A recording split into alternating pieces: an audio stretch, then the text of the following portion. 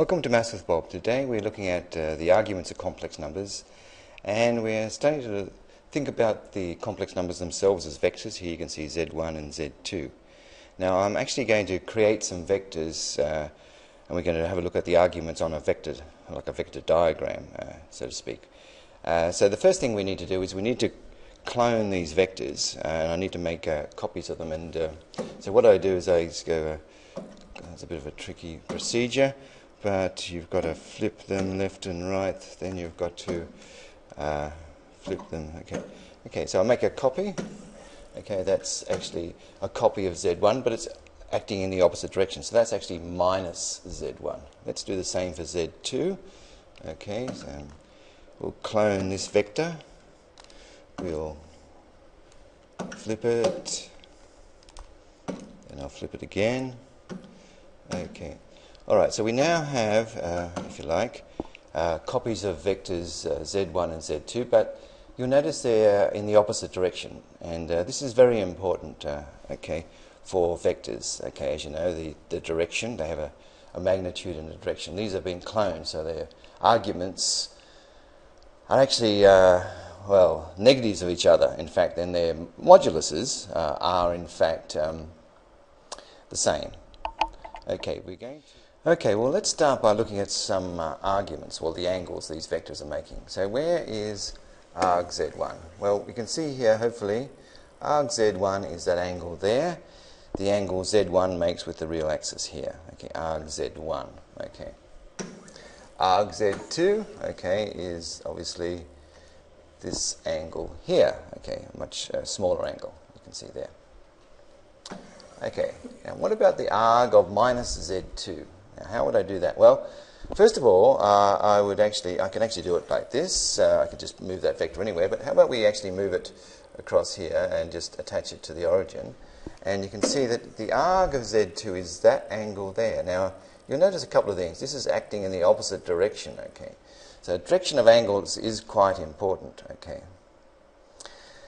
So we'll have a look at this again in a minute. Okay, so how about the arg of minus Z1? Well, let's actually just move that vector out of the way again. Where's minus Z1? Here it is. I mean, I could do it here. I just show you. I can do it here. But let's actually move it across here and make it a position vector. Okay. Okay, here we are. Okay, so this is the arg of minus Z1. And notice it's acting in the opposite direction as well. So the direction of the angles is quite important. Okay, when we start doing these argand diagrams. Well, okay, well, let's actually start looking at some vector additions, and we'll just move these things away. And now, what about the argument of Z1 plus Z2? Where would that be? Well, first of all, we'd have to actually get a vector representation for Z1 plus Z2, which we could quite easily do by creating Z2 as a free vector, and then creating a new vector, which would then go from the origin to here, this vector here, and then this would be the arg. Now, okay, watching the direction, arg of, okay, this is going to be Z1 plus Z2. Okay, that would be the arg of Z1 plus Z2, right? Okay, now we'll also, let's have a look at, let's actually move this vector back and start looking at how about, okay, Z1 plus minus Z2, or if you like, Z1 minus Z2. So let's just actually move this vector down here. Okay, so let's create a vector. Okay, now if I create a vector Z1 minus Z2, well, that vector would basically be here, but I'll say extend it back to here, and its argument would be here. And this would be the argument of what? Z1 minus Z2, right? Okay, that's where the argument of that would be. Okay, so let's actually draw that vector in. Okay, let's actually draw that vector in. Now, it's acting, obviously, that direction. Okay.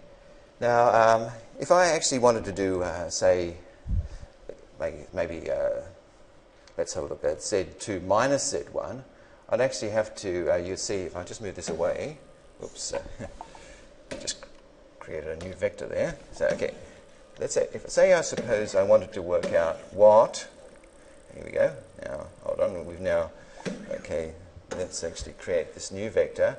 Okay, say I wanted to go minus Z1 plus Z2, or if you like, z2 minus z1, then that vector would, if you look at this vector here, this was actually z1 minus z2. But if I actually clone this vector, clone it, then flip it, and then I've got to flip it again. A bit tricky here to change the direction of the vector, but you can see here, if I actually have a quick look here, click out here. Okay, so now we have, by vector addition, we now have this vector acting in the opposite direction. Now, where would its argument be? Okay, so if we extend this vector down here, this is its argument down here, acting in the opposite direction. So this is the arg of, if you like, a z2 minus z1.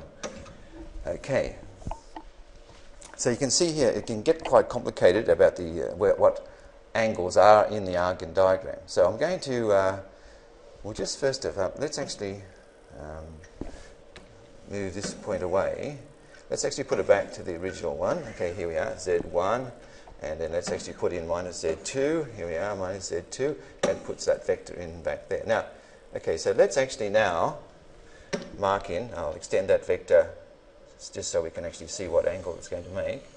Have a quick look here. Okay, so just extend that vector. Obviously, I've now affected the modulus of that vector. I'm just having a look at the angle. I just need to have a look at the angle, which is going to be here. So this angle here would in fact be what? The arg, remember, of, now that was the z1 minus z2, okay? Okay, so that's where is okay, arg is z2 here. Oops, let's undo that. Where is arg is z2? Here we are. Arg is z2. Here we are. Arg is z2. Okay, so we now have the arg is z2. We can actually work out what this angle in here was. Okay, have a look in there. We can actually work out that angle there. Let's actually call it alpha. Let's call it red. Okay, so let's work out what that angle there, alpha, is. Okay, all right. So first up, it's getting a bit complicated with all these vectors everywhere, but let's actually try and work out what that angle is. Okay, so we know that basically the arg of z2 plus alpha is equal to what? The arg of z1 minus z2. Okay. And rearranging this and using the arg laws, we can actually see that alpha is actually equal to the arg of z1 minus z2 all over z2. Okay, so that angle alpha in there is in fact the arg of z1 minus z2 all over z2 using the arg. Okay, well let's actually have a look at another angle. Let's call this one beta up here. Okay, what is that angle represented in terms of arguments? Well, we're going to need the arg of z1. Okay, we need that one. And we know, we can see that from this diagram, let's actually, it's starting to get a bit messy here. We'll actually delete some of these arguments here. Okay, so what is beta? Well, we know that from the external angle of a triangle, we know that the arg of z1, so we know that the arg of z1 plus beta must equal the arg, okay, this exterior angle 1, the arg of z1 minus z2.